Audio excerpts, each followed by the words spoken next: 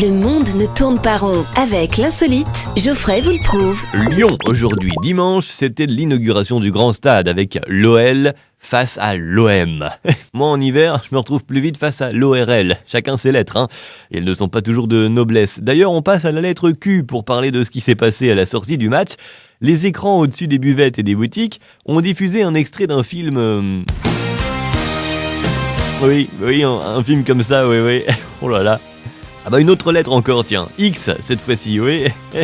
Une fausse manip, a-t-on expliqué. Le type a pas mis le doigt sur le bon bouton. Bah oui, je me doute qu'il a pas mis le doigt où il fallait.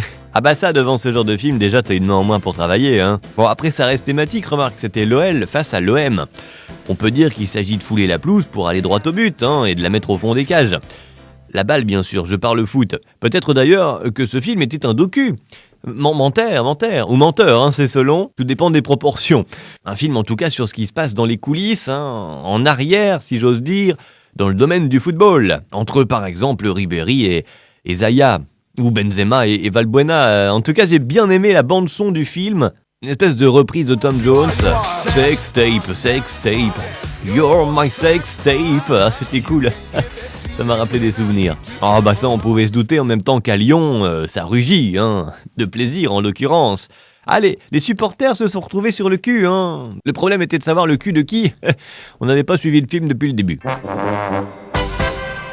Retrouvez cette histoire et d'autres sur la page Facebook L'insolite de Geoffrey.